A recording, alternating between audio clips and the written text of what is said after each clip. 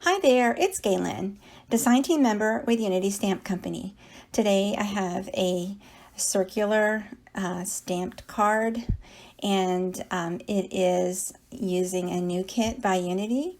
I have the kit called Words of Hope, and it's really a beautiful set. It has a sprig of orchids, and so I made it into a wreath shape, a circular look to it by double stamping it. And I have dies by My Creative Time, pretty scalloped circles and pretty circle layers. And so I use both of those dies, but you can just, you can mask it if you want, or trim a circle with scissors, or you could also make a circle with punches if you have a punch that large, or with a die cutting machine like the Cricut. It could cut it out for you. So I decided to go ahead and stamp the sentiment first, just on regular 80-pound cardstock. And then I stamped the top row of orchids. It's one stamp in one row of orchids is one stamp. And then I turned it upside down and stamped again on the bottom. So once on the top of that sentiment and once on the bottom. And I tried to make it so that it would fit in within my circle die cut there. But again, you don't really even need a die cut. You could just do this without any dies at all and just stamp it right onto that top stamped panel for your card, and it would look just as nice. So I am using Copic markers. I listed them here on the video and also on my blog.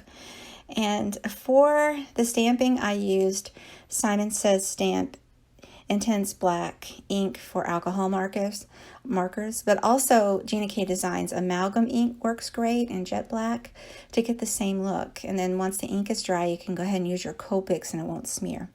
So for the way I went ahead and added the Copics today, I started with that darker teal color, and I just dabbed where I thought the darkest shade would be on the flower with the folds.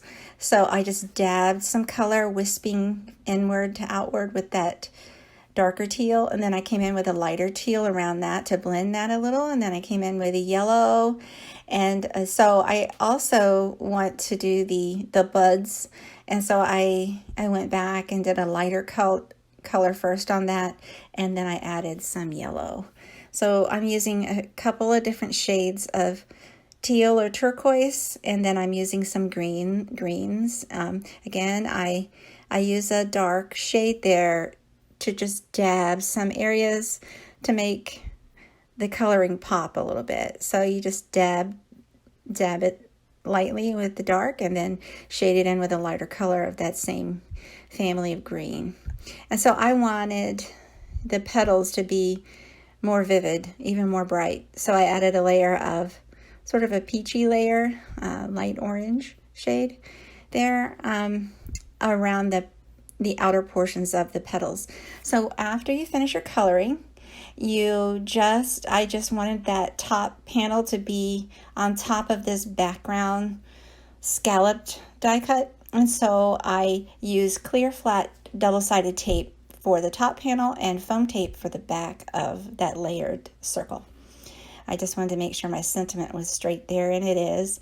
And so now I'm just adding some clear adhesive sparkly gems to finish. Really, that's it. It's a very simple to do. You can use any markers, and even watercolor would work beautifully with these. Thanks so much for watching. I hope you take a moment to subscribe to my YouTube and share if you will. Have a great day.